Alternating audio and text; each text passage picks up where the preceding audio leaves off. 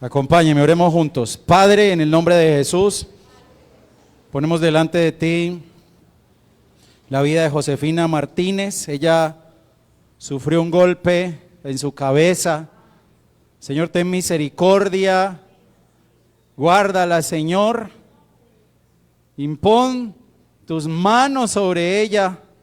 Ministra salud, bienestar, restauración donde se encuentre, la bendecimos.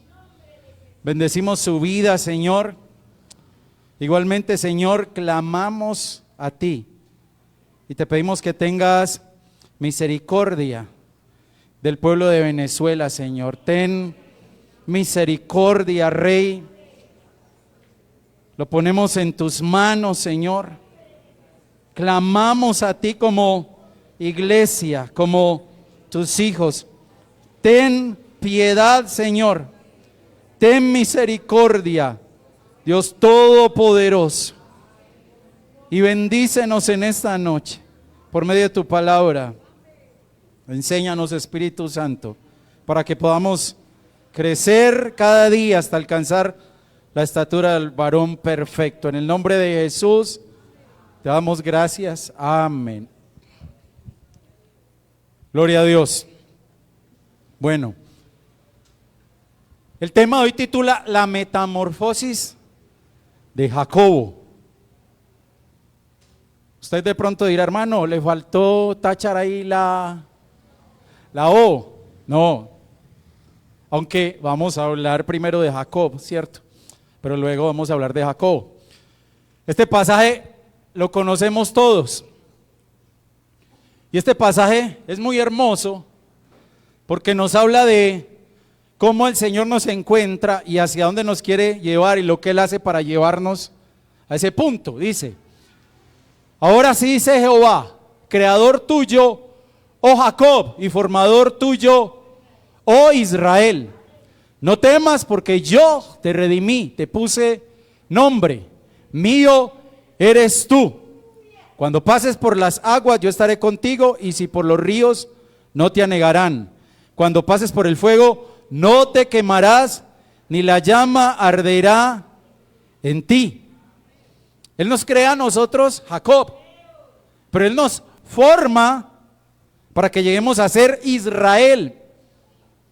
Ahora, ¿cómo nos forma el Señor? Por medio de las aguas y por medio del fuego.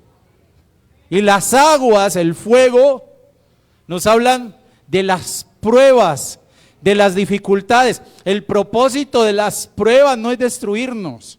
Por eso dice allí, no te anegarán, no te quemarás. El propósito es formarnos. Por eso dice la palabra que para los que amamos a Dios, todas las cosas nos ayudan a bien. Y es para que podamos llegar a decir lo que dice Gálatas 2:20. Con Cristo estoy juntamente crucificado y ya no vivo yo, ya no vive Jacob, mas vive Cristo en mí. Ya no soy Jacob, ya soy Israel. Esa es la metamorfosis, la transformación que el Señor quiere producir en cada uno de nosotros. Pero es un proceso que toma tiempo. Sangre, sudor y lágrimas. Porque nosotros vemos a un Jacob en el cual Dios trabajó durante un tiempo, pero llegó el momento en el que dice la palabra que Jacob, ahora vamos a hablar de Jacobo, amén, pero tenemos que hablar de Jacob. Llegó un momento en el cual él luchó con el Señor. Fue una lucha cuerpo a cuerpo. Y después de esa lucha, si nosotros vamos a Génesis 32-31, al final dice que Jacob, después de esa lucha, después de que le dicen que ya no se va a llamar Jacob, sino Israel, él sale cojeando de su cadera.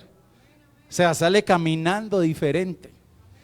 Eso es lo que el Señor quiere, que tengamos un encuentro personal con Él, pero que después de ese encuentro comencemos a caminar de una manera distinta. Estamos hablando de Jacob, que aparece en el Antiguo Testamento, de cómo fue cambiado él a Israel. Ahora vamos a hablar de Jacobo. Jacobo aparece en el Nuevo Testamento. Pero entonces, para poder entender un poquito acerca de Jacobo, vamos a hacer un pequeño paréntesis. En el Evangelio de Lucas, Jesús habla acerca de lo que cuesta seguirlo a Él. Hay que pagar un precio. Hay que pagar un precio. Y dice allí el Señor, este pasaje es controversial. Y es un pasaje duro, pero es una realidad para nosotros como hijos de Dios.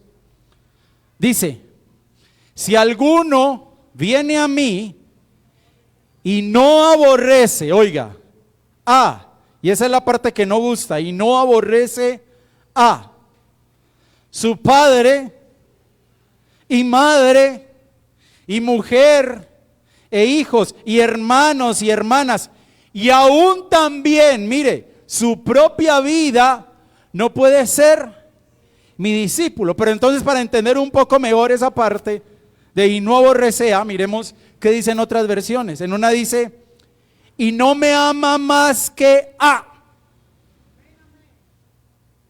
Otra dice, tendrá que amarme más que a. Porque recuerda cuando probaron a Abraham, él amaba a su hijo Isaac, pero allí que demostró que amaba más a Dios que a su hijo Isaac. Y eso es lo que el Señor nos está diciendo a nosotros. Otra dice, y no sacrifica el amor a. Y otra, pero pone en primer lugar a. O sea que si nosotros queremos seguir al Señor, el primer lugar lo tiene que ocupar Él.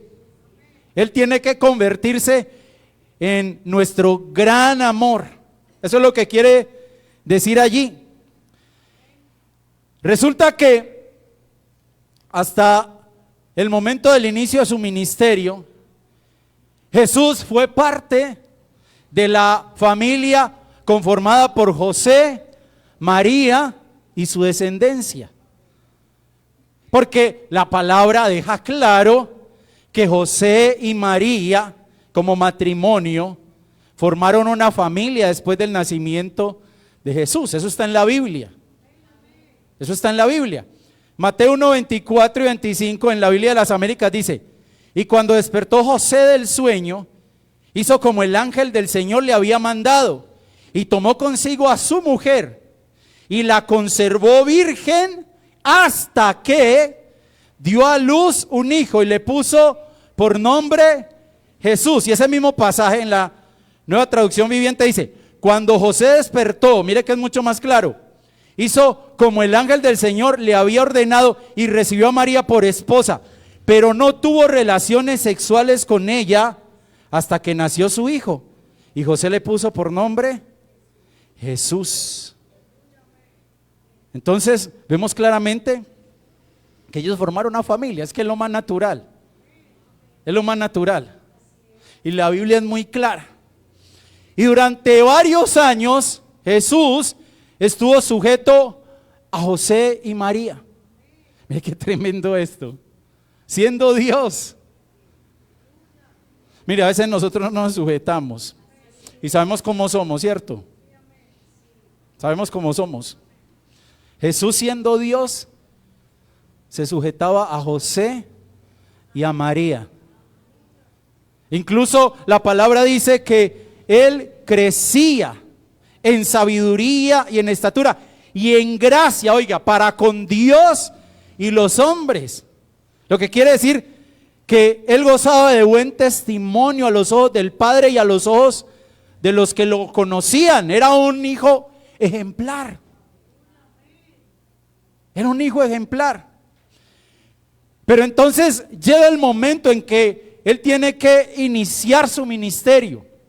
Y cuando Él tiene que iniciar su ministerio, Pues tiene que salir de esa familia terrenal que el Padre le había permitido tener, para entrar a formar como cabeza otra familia llamada iglesia. Y en el ejercicio de su ministerio van su madre y sus hermanos a buscarlo. Parece ser que José ya no estaba, que José había muerto. Vamos a Mateo 12 y vamos a leer juntos. Entonces ellos van a buscar a Jesús. Y Jesús dice algo bien tremendo. ¿Ya lo tienen? Mateo 12:46. Dice, mientras él aún hablaba a la gente, aquí su madre, es que la Biblia es muy clara, hermano, o sea, su madre y sus hermanos estaban afuera y le querían hablar. Y le dijo uno, he aquí tu madre y tus hermanos están afuera y te quieren hablar.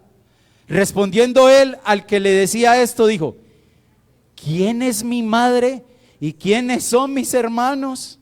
Y extendiendo su mano hacia sus discípulos dijo, he aquí mi madre y mis hermanos, porque todo aquel que hace la voluntad de mi Padre que está en los cielos, ese es mi hermano y hermana y madre.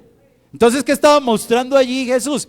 Estaba mostrando mayor amor al Padre que a su familia terrenal. ¿Por qué? Porque estaba poniendo al Padre en primer lugar, porque era el momento en que él tenía que dejar de vivir como hijo de aquel hogar y manifestar lo que en realidad era el Mesías, el Hijo de Dios.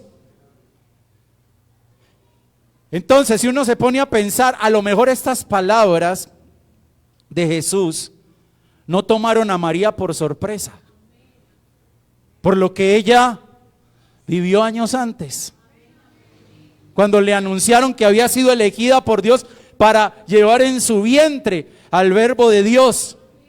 Pero ¿sabe una cosa? Yo pienso que a sus hermanos de crianza sí pudo pegarles duro lo que Jesús dijo, porque no lo entendieron, no lo comprendieron del todo. Amén. Entonces, vemos la familia de Jesús, cómo estaba conformada la familia de Jesús. Mateo 13:54 dice, y venido a su tierra les enseñaba en la sinagoga de ellos, de tal manera que se maravillaban y decían, ¿de dónde tiene esta sabiduría y estos milagros? ¿No es este el hijo del carpintero? Mira lo tremendo. Incluso este mismo pasaje en Marcos dice, ¿no es este el carpintero? O sea, José se dedicaba a la carpintería, ese era su oficio y se lo heredó a Jesús. Antes de Jesús salir al ministerio, trabajaba como carpintero. Dice, ¿no es este el hijo del carpintero? ¿No se llama su madre María y sus hermanos? Y aparece Jacobo, José, Simón y Judas. Mire, 4 hermanos. 4 hermanos y por lo menos 2 hermanas, por lo menos, porque dice, ¿no están todas sus hermanas con nosotros? ¿De dónde pues tiene todas estas cosas? Él fue carpintero durante mucho tiempo, pero llegó el momento que el Padre había establecido en su potestad, en el que él se tenía que manifestar como el Mesías. Y de pronto fue una lucha para sus hermanos y hermanas de crianza, dejar de verlo como el carpintero y empezar a verlo como el Mesías. Ellos durante mucho tiempo lo vieron así. Vivían con él, comían con él, crecieron con él. Él era el mayor. Y durante mucho tiempo lo vieron así. Pero ahora él se estaba manifestando como el Mesías. Y de pronto esto no fue muy fácil para que ellos lo asimilaran. En el momento en que ocurrió.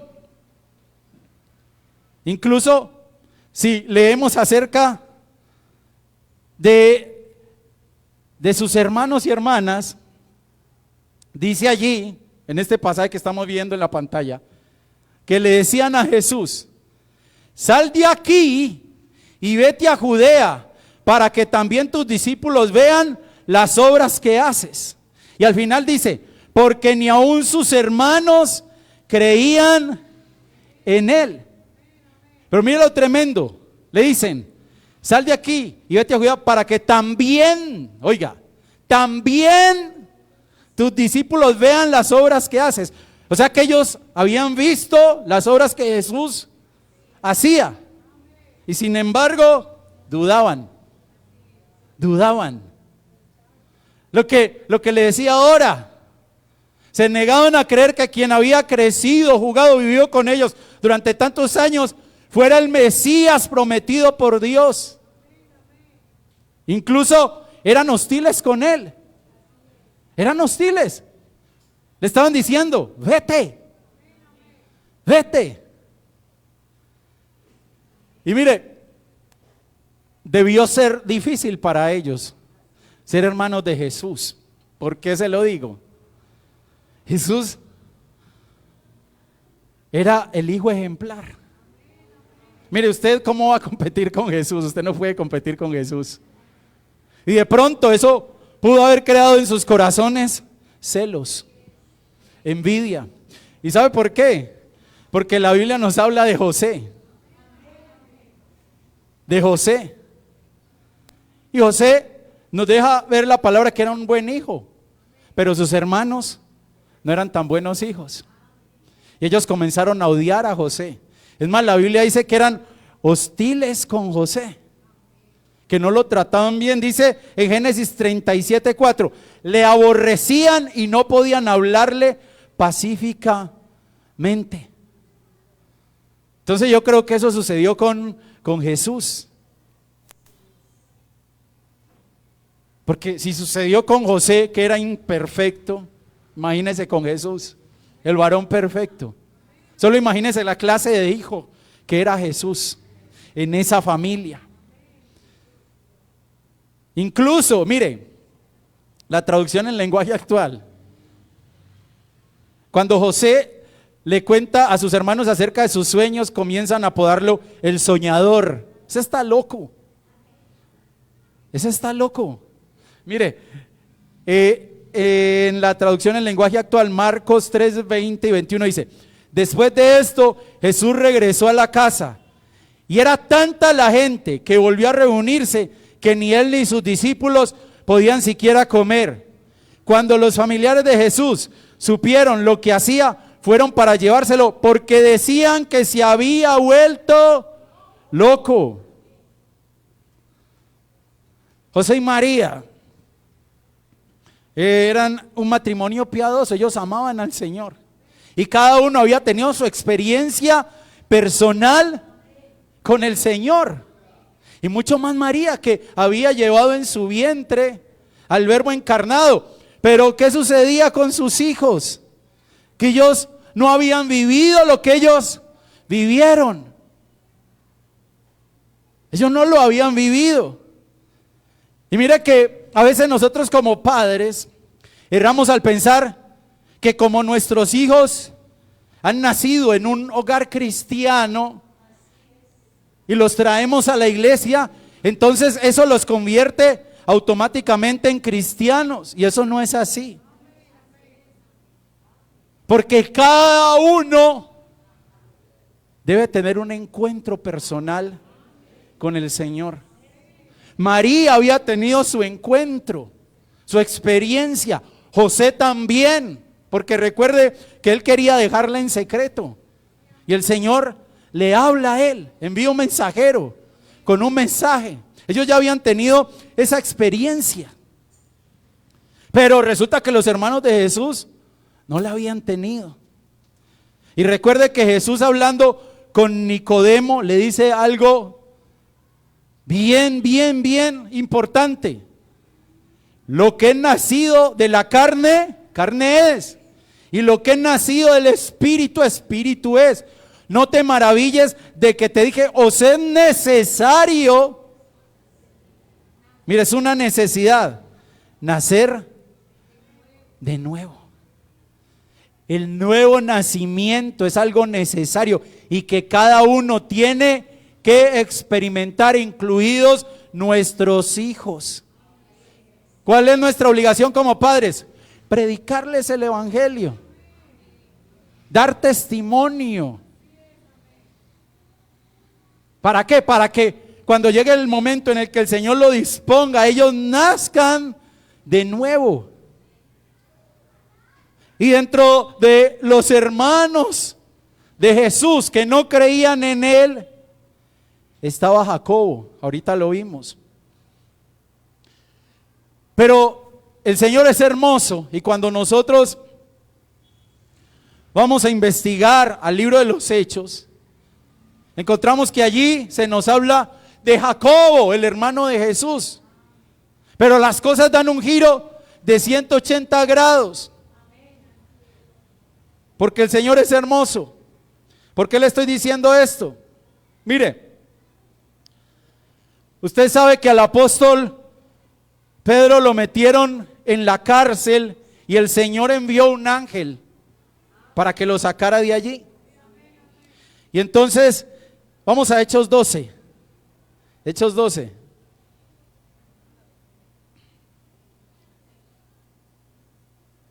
(16) Porque la iglesia oraba por Pedro y entonces el Señor en su misericordia responde a la oración de la iglesia. Y en Hechos 12:16 dice: mas Pedro persistía en llamar, y cuando abrieron y le vieron, se quedaron atónitos. Pero él, haciéndoles con la mano señal de que callasen, les contó cómo el Señor le había sacado de la cárcel y dijo: haced saber esto ¿a quién? Mire, el que no creía en Jesús, el que incluso pudo haberlo tratado con hostilidad, aunque la Biblia no lo dice puntualmente que era él, pero dice que los hermanos le decían: vete, y eso lo vemos reflejado en José, y aparece allí. Pablo entró, dice: haced saber esto a Jacobo y a los hermanos, y salió y se fue a otro lugar. Y luego, si vamos a Hechos 21:17, vamos allí. Sabemos que Lucas fue quien escribió Hechos. Y resulta que Lucas allí nos dice que Jacobo era parte activa de la iglesia. Ese que no creía, que trataba a Jesús con hostilidad, ahora era parte activa de la iglesia. Dice Hechos 21:17: cuando llegamos a Jerusalén, los hermanos nos recibieron con gozo. Y al día siguiente, Pablo entró con nosotros a ver a Jacobo, y se hallaban reunidos todos los ancianos, a los cuales después de haberles saludado, les contó una por una las cosas que Dios había hecho entre los gentiles por su ministerio. Devolvámonos a Hechos 15. Ahora, ¿qué tan importante era Jacobo dentro de la iglesia? En Hechos 15 se celebra algo que llaman el Concilio de Jerusalén. Y en Hechos 15:12 dice: entonces toda la multitud cayó y oyeron a Bernabé y a Pablo, que contaban cuán grandes señales y maravillas había hecho Dios por medio de ellos entre los gentiles. Y cuando ellos callaron, Jacobo respondió diciendo: varones hermanos, oídme. Simón ha contado cómo Dios visitó por primera vez a los gentiles para tomar de ellos pueblo para su nombre. Y con esto concuerdan las palabras de los profetas, como está escrito: después de esto volveré y reedificaré el tabernáculo de David, que está caído, y repararé sus ruinas y lo volveré a levantar, para que el resto de los hombres busque al Señor, y todos los gentiles sobre los cuales es invocado mi nombre, dice el Señor, que hace conocer todo esto desde tiempos antiguos. Por lo cual, mire la autoridad que tenía este hombre. ¿Qué pasó ahí? Porque la pregunta es, ¿qué pasó ahí? Dice, por lo cual yo juzgo que no se inquiete a los gentiles que se convierten a Dios, sino que se les escriba que se aparten de las contaminaciones de los ídolos, de fornicación, de ahogado y de sangre, porque Moisés desde tiempos antiguos tiene en cada ciudad quien lo predique en las sinagogas, donde es leído cada día de reposo. Era parte importante. Oiga eso. Entonces en este punto uno se pregunta, ¿y qué sucedió ahí? Para que él dejara de ser un incrédulo y pasara a formar parte de la iglesia, tomando incluso la vocería en el concilio de Jerusalén. Miren más, para que quede con la boca más abierta, en Gálatas 1:18 dice, después, pasados 3 años, está hablando Pablo, subí a Jerusalén para ver a Pedro y permanecí con él 15 días, versículo 19, pero no vi a ningún otro de los apóstoles, sino a Jacobo, el hermano del Señor. Ve la traducción en lenguaje actual, para que no nos quepa ni la menor duda, dice, en el versículo 19, también vi allí al apóstol, y lo llama el apóstol Santiago, está hablando de Jacobo, es como cuando se le llama a Pedro Cefas, Pedro, Cefas, es la misma persona, a veces se le llama Santiago, es el mismo Jacobo, dice, también vi allí al apóstol Santiago, incluso usted lo busca en varias versiones, en unas dice Jacobo, hermano de Jesucristo nuestro Señor, aparte de ellos no vi a ningún otro apóstol. Mire, qué cambio, también llegó a ser apóstol. Pero mire, antes de responder a esa pregunta, ¿qué pasó?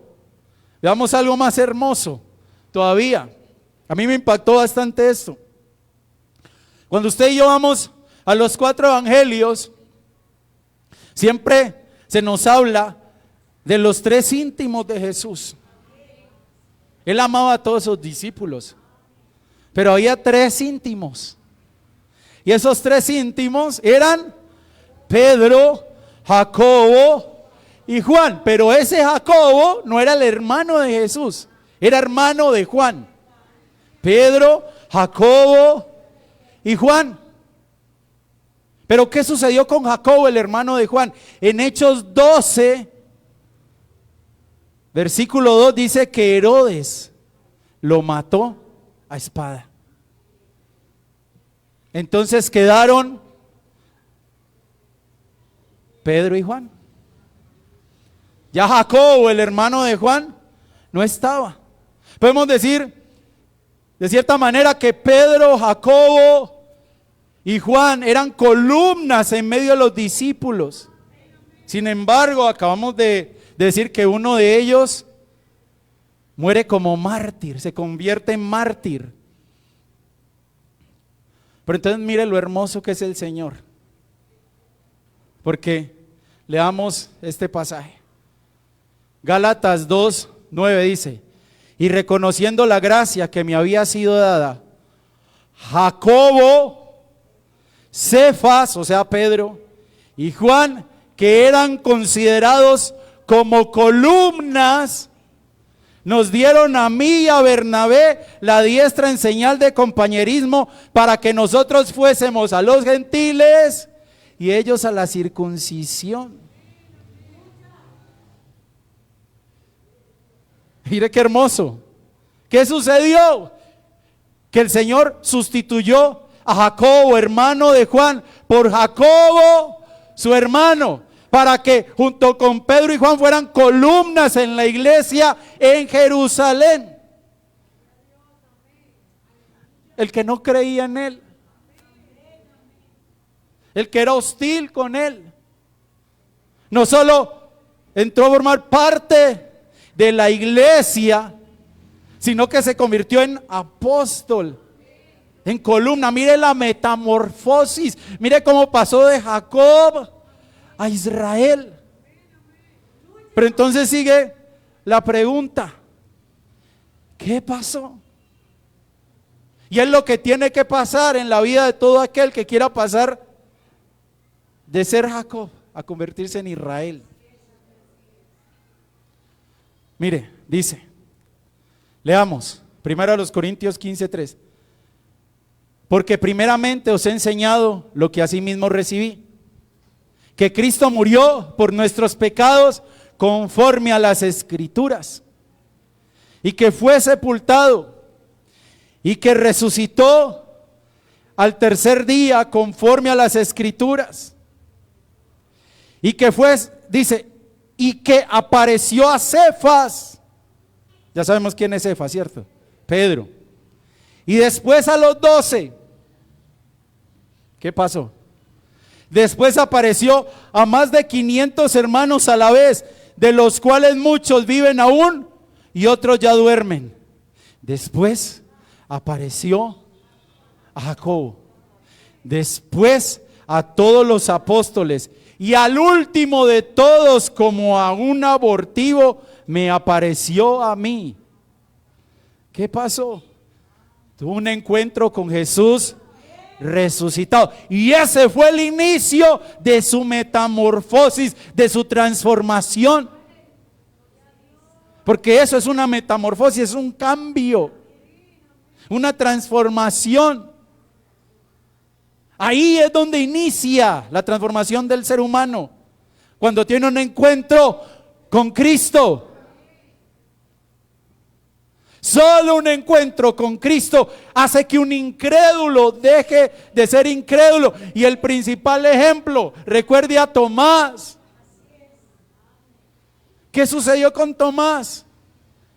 Él dijo que no iba a creer hasta que no viera, hasta que no tocara, que metiera el dedo en sus heridas, en su costado, y se le manifiesta Jesús resucitado.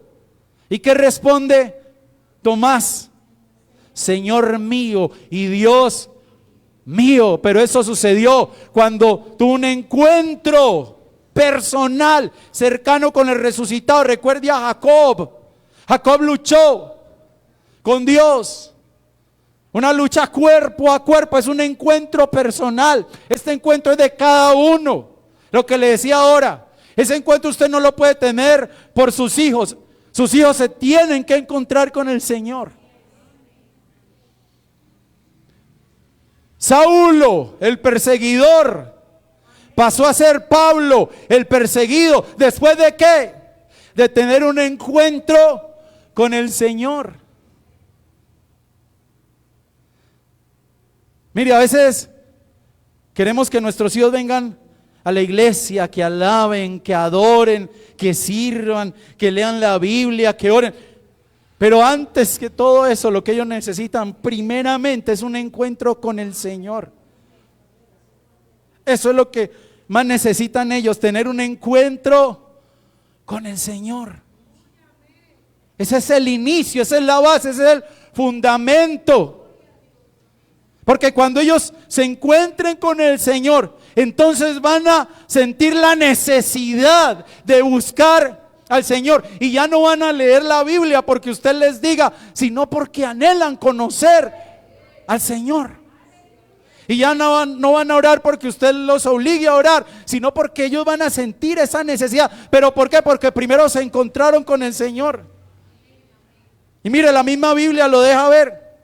En Hechos 1:12 dice: entonces volvieron a Jerusalén desde el monte que se llama del Olivar, el cual está cerca de Jerusalén, camino de un día de reposo. Y entrados subieron al aposento alto donde moraban Pedro y Jacobo, Juan, Andrés, Felipe, Tomás, Bartolomé, Mateo, Jacobo hijo de Alfeo, Simón el celote y Judas hermano de Jacobo.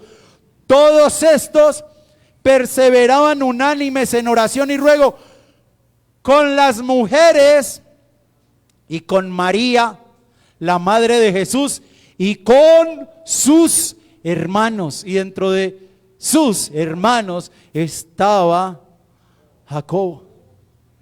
Primero un encuentro, y luego pasó del encuentro a la búsqueda.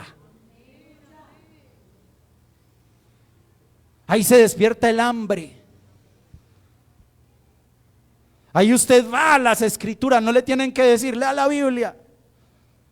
Usted va porque tiene sed, porque tiene hambre. Pero primero tiene que suceder ese encuentro con el Señor. Si él no tiene ese encuentro con el Señor, se hubiera quedado como un incrédulo. Hermano, ¿y qué sucede? Mire, luego, porque cuando usted y yo buscamos a Dios de corazón, con hambre y sed de su presencia, entonces Dios responde. ¿Y cómo respondió el Señor? ¿Cómo respondió el Señor? Y ahí viene lo otro. Mire, cuando llegó el día de Pentecostés, estaban todos unánimes juntos, los que mencionamos ahora, estaban allí. Y de repente vino del cielo un estruendo como de un viento recio que soplaba, el cual llenó toda la casa donde estaban sentados. Y se les aparecieron lenguas repartidas como de fuego, asentándose sobre cada uno de ellos. Y fueron todos llenos del Espíritu Santo y comenzaron a hablar en otras lenguas según el Espíritu les daba que hablasen. Eso fue lo que pasó. Y allí estaba Jacobo. Lo llenó el Espíritu Santo. Fue lleno del Espíritu Santo.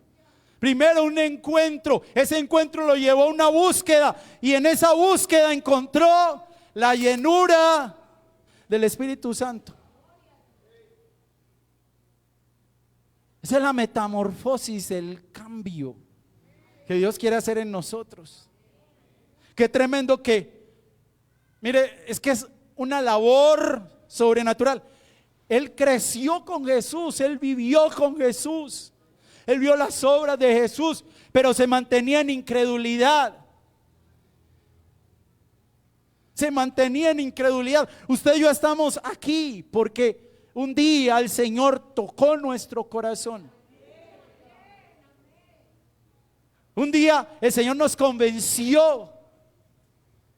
A usted no lo convenció la persona que le predicó el evangelio. Y cuando usted predica el evangelio, usted no está convenciendo a nadie, es Dios el que está tocando el corazón de esa persona. Es Dios el que hace la obra. Y Dios hizo la obra en él. Porque mire, uno se pregunta humanamente, pero ¿no era suficiente para él haber vivido con Jesús durante tanto tiempo? Haberlo visto crecer desde la infancia. Pero no, es necesario que el Señor toque nuestro corazón. Esto no es intelectual, esto es espiritual. Si fuera intelectual, los escribas y los fariseos, que conocían muy bien la ley, hubieran reconocido a Cristo como el Mesías, pero no lo hicieron, porque esto no es intelectual, esto es espiritual. Es la obra de Dios. Usted y yo estamos aquí sentados escuchando la palabra por la obra de Dios. Esa es la obra de Dios. Hace muchos años yo nunca me imaginé que iba a estar aquí hoy. Y yo sé que usted tampoco. Y Jacobo nunca se imaginó que iba a llegar a formar parte de la iglesia, y mucho menos que iba a convertirse en un apóstol, y mucho menos que junto con Pedro y con Juan iba a ser columna en la iglesia en Jerusalén. Él no se lo imaginó, pero Dios ya lo tenía en su plan. Y Dios hizo la obra y lo fue cambiando y lo fue transformando. Esa fue la metamorfosis. Y lo llena del Espíritu Santo. Y lo inspira. ¿Para qué?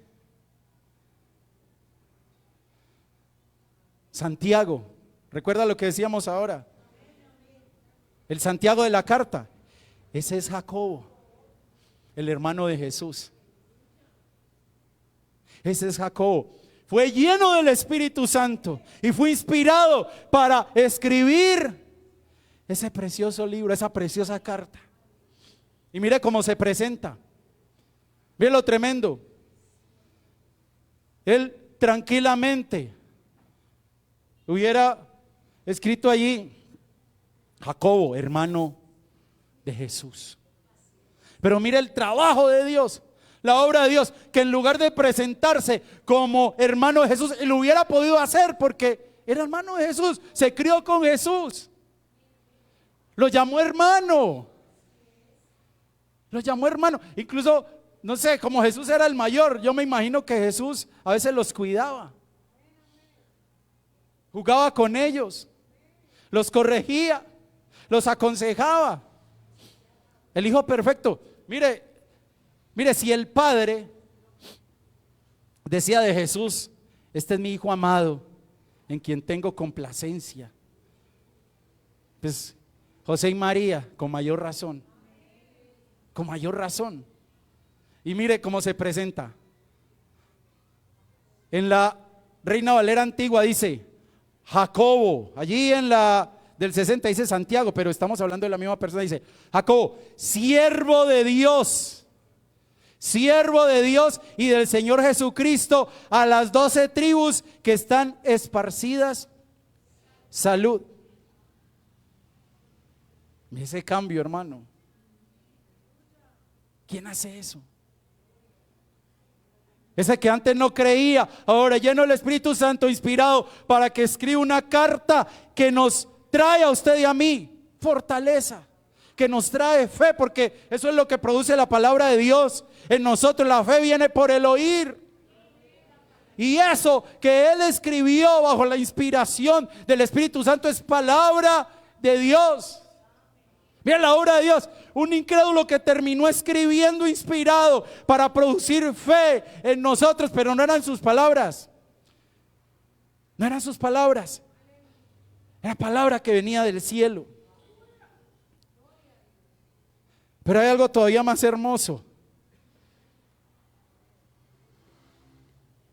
Nosotros ahorita hablábamos de los hermanos de Jesús. Dice la palabra que los hermanos de Jesús se llamaban Jacobo, José, Simón y Judas. Y como el Señor nunca deja de sorprendernos, el penúltimo libro del Nuevo Testamento comienza así: Judas, siervo de Jesucristo y hermano de Jacobo, a los llamados, santificados en Dios Padre y guardados en Jesucristo. Judas, hermano de Jacobo, hermano de Jesús. Mire la obra de Dios. Mire la obra de Dios. Por eso usted no pierda la esperanza. Ellos no creían en Jesús. A lo mejor sus hijos no crean, pero mire, estos dos tampoco creían. Y crecieron con Él. Crecieron con Él, vivieron con Él y no creían.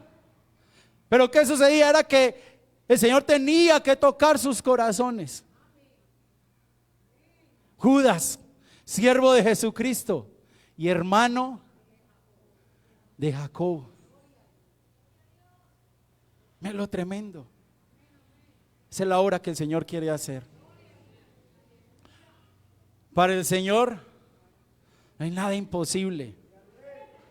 No hay nada imposible para el Señor. Él es el Dios todopoderoso. Ahora, Él actúa en el momento preciso. Él actúa en el momento preciso. ¿Por qué no se convirtió Jacobo antes? Porque no era el momento de Dios. No era el momento de Dios. Solo que no dejemos de orar y de confiar en el Señor. Mírese usted lo que Dios ha hecho en su vida. ¿Será que Dios no lo puede hacer en los suyos? Claro que lo puede hacer. Eso fue lo que sucedió en la vida de Jacobo. Pero comenzó con ese encuentro personal.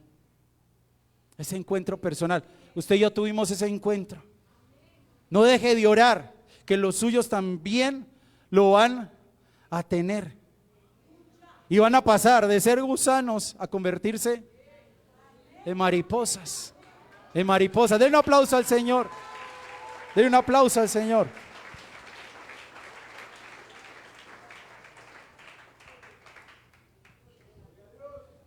Dios es bueno y misericordioso, hermano. Por eso no dejemos de creer. No dejemos de creer. ¿Qué tal si oramos?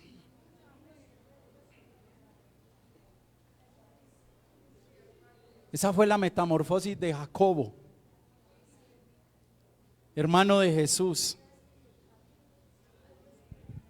Y Judas también. Judas, hermano de Jesús.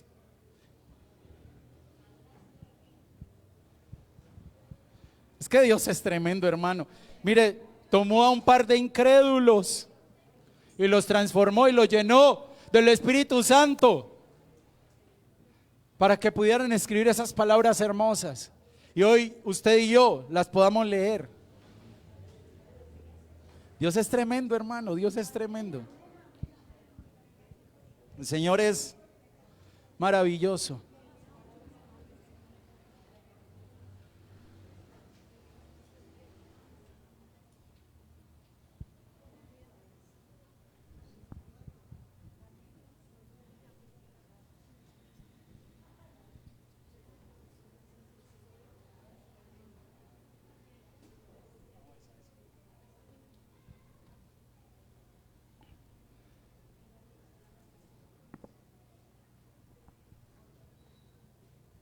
Es un encuentro con el Señor. Eso es lo que hace la diferencia. Y por eso es por lo que usted y yo tenemos que orar. Lo que siempre nos ha dicho el pastor, usted puede echarle cantaleta a su hijo, toda la que quiera. Y con esto no quiero decir que no lo aconseje, que no lo corrija, que no lo instruya, no. Pero ¿sabe qué es más fuerte que eso? Que usted le clame al Señor. Y usted puede desgastarse hablándole a su hijo un montón de cosas, pero si tiene un encuentro con el Señor, mire, ese cambio va a suceder así. Así. Es un encuentro con Él. Eso es lo que transforma. Eso es lo que transforma verdaderamente. Señor,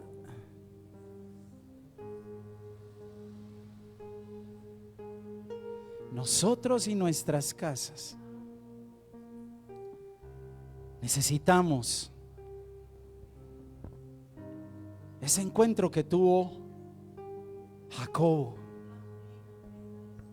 ese encuentro que lo impactó de tal manera que dejó de ser un incrédulo, que dejó su hostilidad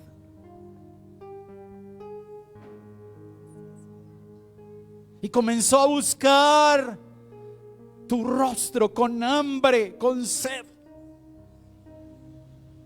Y luego fue lleno del Espíritu Santo. Y llegó a ser tu siervo, apóstol, columna. Esa es tu obra, Señor.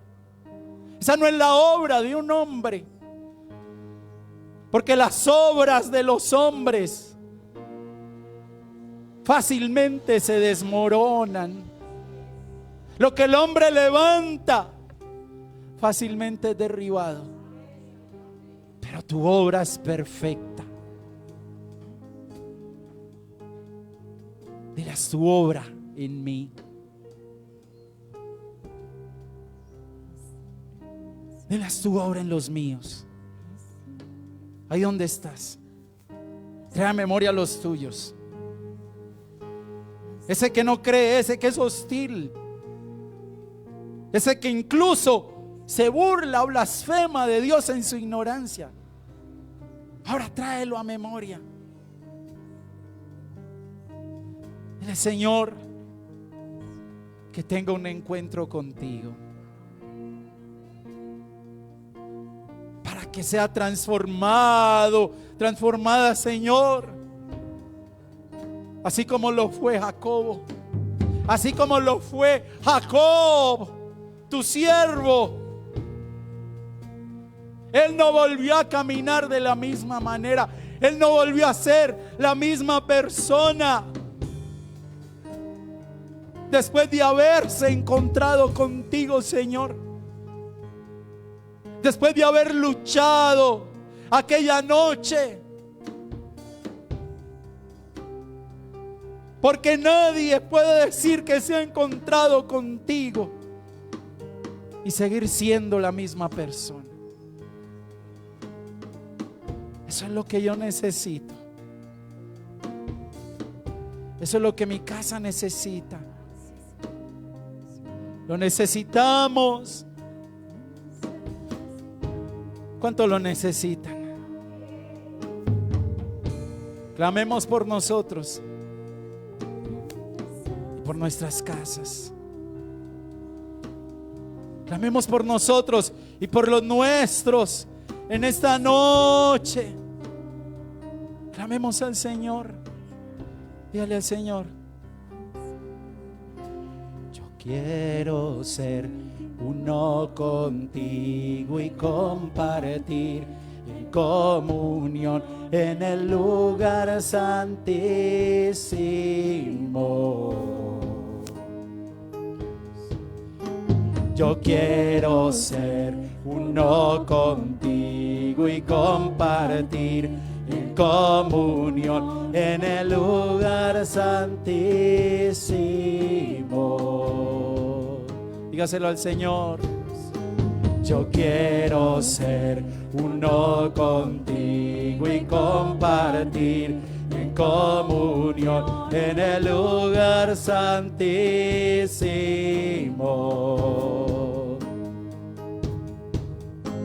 Yo quiero ser uno contigo y compartir en comunión en el lugar santísimo.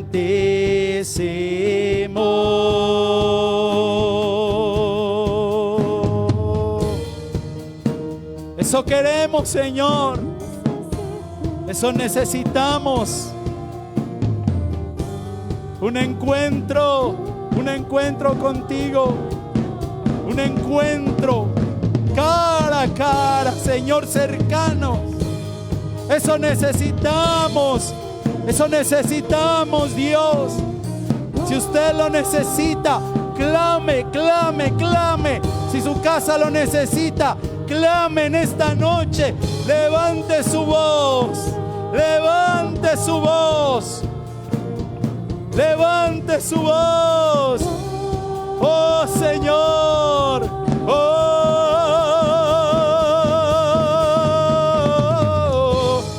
necesito un encuentro con el Dios vivo, estar en tu presencia y decir: aquí estoy.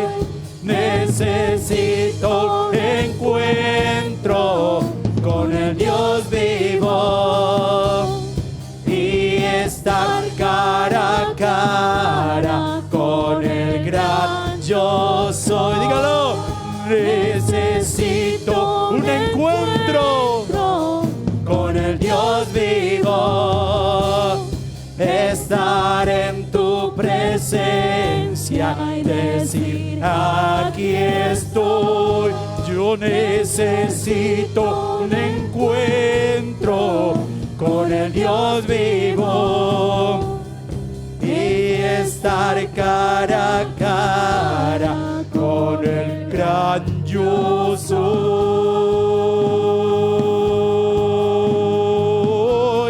con el gran yo soy. ¿Con quién? Dilo: con el gran yo soy,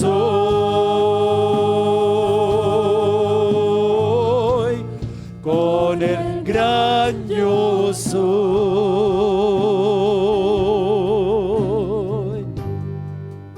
Ahí está la clave.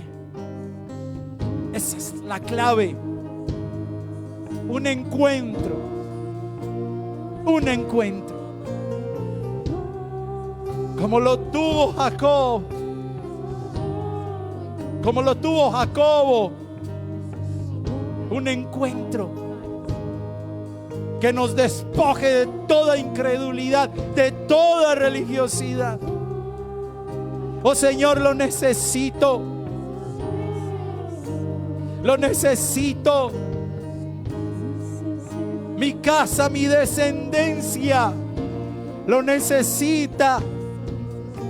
No dejes de sembrarle la palabra a tus hijos, pero sigue orando. Dile al Señor: Señor, que ellos puedan encontrarse contigo, para que caminen verdaderamente tomados de tu mano. Vamos a decirlo una vez más: necesito un encuentro. Necesito un encuentro con el Dios vivo, estar en tu presencia y decir: aquí estoy. Necesito un encuentro con el Dios vivo y estar cara a cara. Necesito un encuentro. Necesito un encuentro con el Dios vivo, estar en tu presencia y decir: aquí estoy. Necesito un encuentro con el Dios vivo y estar cara a cara con el gran yo soy.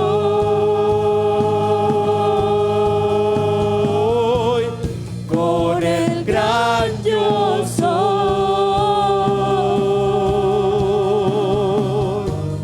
Con el gran yo soy.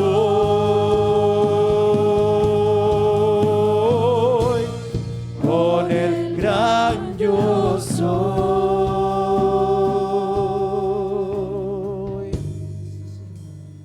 Gracias te damos, Señor, por tu palabra.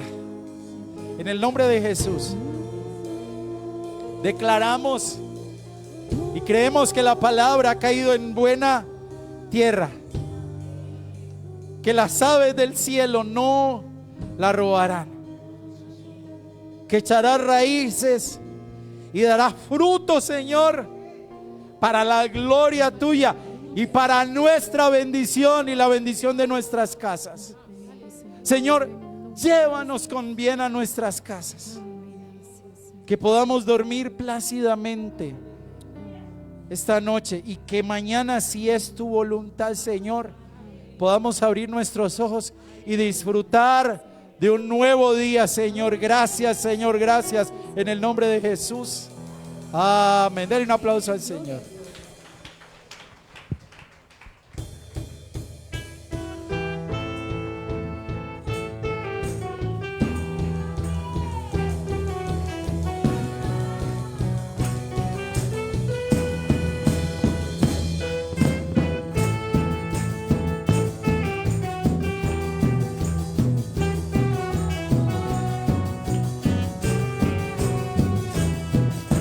Con tremendas cosas tú me responderás, con tremendas cosas tú me saciarás, con tremendas cosas muestras fidelidad, con tremendas cosas tú me sorprenderás.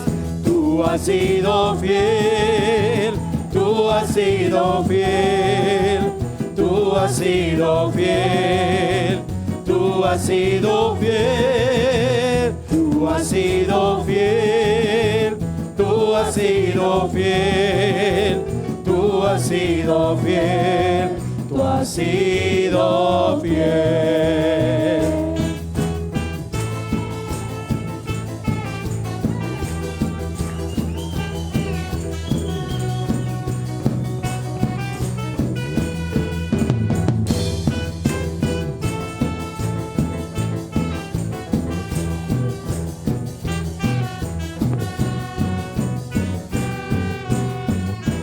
Tú has sido fiel. Tú has sido fiel, tú has sido fiel, tú has sido fiel, tú has sido fiel, tú has sido fiel, tú has sido fiel, tú has sido fiel, tú has sido fiel. Mañana 7:45, con el favor de Dios, ayuno. Dios les bendiga.